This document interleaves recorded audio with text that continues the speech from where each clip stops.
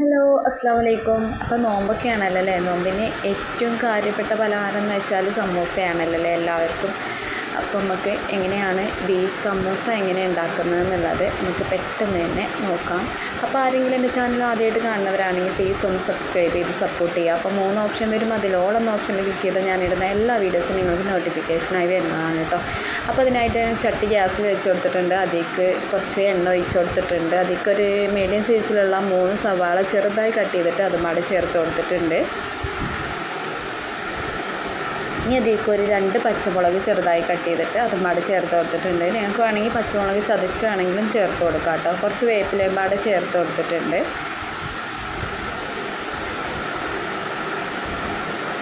ഇനി ഇതിലേക്ക് ഇഞ്ചിയും വെളുത്തുള്ളിയും ചെറിയ ഉള്ളിയും കുരുമുളകും ചേർത്ത് ചതച്ചിട്ടുള്ള 1.5 സ്പൂണ് ചതവുമ്പാടെ ചേർത്ത് കൊടുത്തിട്ടുണ്ട്. കുരുമുളക് പൊടി ഉണ്ടെങ്കിൽ അത് ചേർത്ത് കൊടുത്താലും മതി കേട്ടോ. ഇനി ഞാൻ ഒരു മീഡിയം സൈസിലുള്ള ഉരുളക്കിഴങ്ങ് ചേർത്ത് കൊടുക്കുന്നുണ്ട്.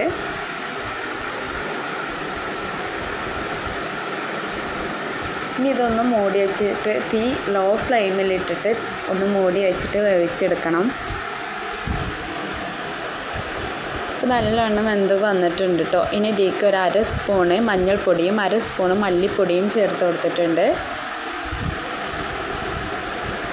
ഇനി മസാല പൊടിയുടെ ഒക്കെ ഒരു പച്ചക്കുത്ത് മാറുന്ന വരെ ഈ എണ്ണയിലൊന്ന് വഴറ്റിയെടുക്കണം കേട്ടോ. ഇനി ഇതിലേക്ക് ആവശ്യത്തിനുള്ള ഉപ്പ് ചേർത്ത് കൊടുക്കാം. ഞാൻ 1.5 സ്പൂൺ ചേർത്ത് കൊടുത്തിട്ടുണ്ട്. ഇതിലേക്ക് ഒരു 1/4 സ്പൂണ് ഗരം മസാല ചേർത്ത് കൊടുത്തിട്ടുണ്ട്. നിങ്ങളുടെ കയ്യിൽ മല്ലിയില ഉണ്ടെങ്കിൽ അതും പാട് ചേർത്ത് കൊടുക്കാം കേട്ടോ. ഇനി ഞാൻ ബീഫ് എടുത്തിട്ടുണ്ട്. ബീഫ് ചെറുതായിട്ട് കത്തി കൊണ്ട് കട്ട് ചെയ്തെടുത്തതാണ് കേട്ടോ. മിക്സിയുടെ ജാറിൽ ഇട്ടതല്ല, ചെറുതായിട്ട് കട്ട് ചെയ്തെടുത്തതാണ്. അതും പാട് ചേർത്ത് കൊടുത്തിട്ട് നന്നായിട്ടൊന്ന് മിക്സ് ചെയ്തിട്ട് നമുക്ക് ഫ്ലെയിം ഓഫ് ചെയ്യാം കേട്ടോ. അപ്പോൾ സമൂസ ശരിക്കും റോൾ ചെയ്യുന്ന ചുറ്റിയെടുക്കുന്ന പെന്ത് ഞാൻ ഇതിൽ ശരിക്കും ഇട്ടിട്ടുണ്ട്. അപ്പോൾ അതും പാടെ ഒന്ന് ശ്രദ്ധിച്ചേക്കാം കേട്ടോ. അപ്പോൾ മസാല റെഡി ആയിട്ടുണ്ട്. ഇനി ഇതിലേക്ക് 2 സ്പൂണ് മൈദപ്പൊടി എടുത്തിട്ട് കുറച്ച് വെള്ളം പാട് ചേർത്ത് കൊടുത്തിട്ട് കണ്ടോ ഈ ഒരു ലൂസിൽ എടുത്തിട്ടുണ്ട്. അത് നമുക്ക് സമൂസ ഒന്ന് ഒട്ടിച്ച് കൊടുക്കാൻ വേണ്ടിയിട്ടാണ് കേട്ടോ. കണ്ടില്ലേ, ഇതുപോലെയാണ് കേട്ടോ ഞാൻ സമൂസ ചുറ്റി എടുത്തിട്ടുള്ളത്. മനസ്സിലായിട്ടില്ലെങ്കിൽ ഒന്നും പാട് ചുറ്റി കാണിച്ച് തരാം കേട്ടോ. ഇനി ഇതിലേക്ക് ഒരു 2 സ്പൂണ് മസാല ചേർത്ത് കൊടുക്കാം.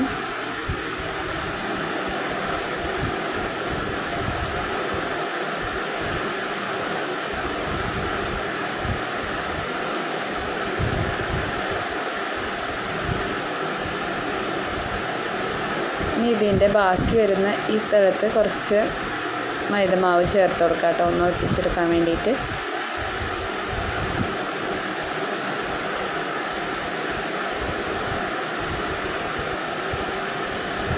ഇതിങ്ങനെ ഹോള് വരുന്നുണ്ടെങ്കിൽ ആ ഭാഗത്ത് ചെറിയ ഹോളൊക്കെ വരുന്നുണ്ടെങ്കിൽ ആ ഭാഗത്ത് നമ്മുടെ ഈ മൈദക്കൂട്ടുണ്ടല്ലോ അതൊന്ന് തേച്ച് കൊടുത്താൽ മതിയാവും കേട്ടോ. കണ്ടില്ലേ, ഇതുപോലെയാണ് മടക്കിയെടുത്തിട്ടുള്ളത്. മനസ്സിലായിട്ടുണ്ടാവും എന്ന് വിചാരിക്കുന്നു.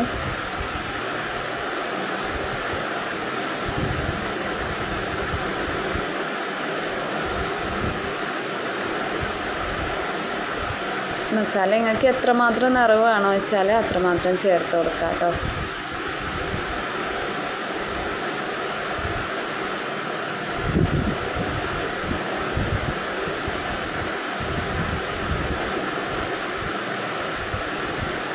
ഇതുപോലെ ബാക്കി വരികയാണെങ്കിൽ ഇത് അതിൻ്റെ ഉള്ളിലേക്ക് ഇതുപോലെ ഒന്ന് ചെയ്ത് കൊടുത്താൽ മതിയാവും.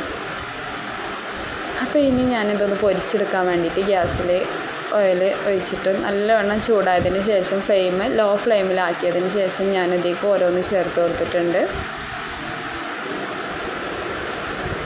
ഇന്ന് ഒരു സൈഡായതിന് ശേഷം ഒന്ന് മറിച്ചിട്ട് കൊടുക്കാം കേട്ടോ. നല്ലവണ്ണം ഇങ്ങനെ കരിഞ്ഞു കഴിഞ്ഞാൽ രുചി ഉണ്ടാവില്ല. അപ്പോൾ ഒരു മീഡിയം വേഗിൽ ആകുമ്പോൾ നമുക്കിത് എണ്ണയിൽ നിന്ന് കോരിയെടുക്കണം കേട്ടോ.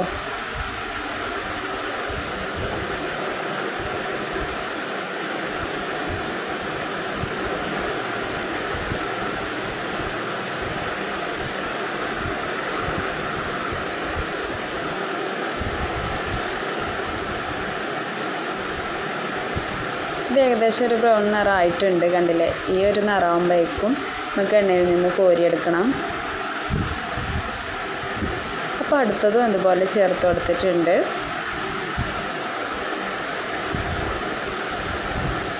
അപ്പോൾ ചാനൽ സബ്സ്ക്രൈബ് ചെയ്തിടുക കേട്ടോ.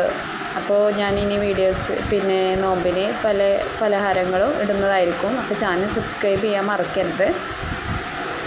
അപ്പോൾ വീഡിയോ ഇഷ്ടപ്പെട്ടാൽ ലൈക്ക് ചെയ്യാനും റിലേറ്റീവിനും ഫ്രണ്ട്സിനൊക്കെ ഒന്ന് ഷെയർ ചെയ്ത് കൊടുക്കാനും മറക്കരുത്. അങ്ങനെ ഉണ്ടാകുന്നില്ല കമൻറ്റ് ചെയ്യാനും മറക്കരുത്. അപ്പോൾ നമ്മൾ അടിപൊളി സമൂസ, ഇറച്ചി സമൂസ റെഡിയായി വന്നിട്ടുണ്ട്.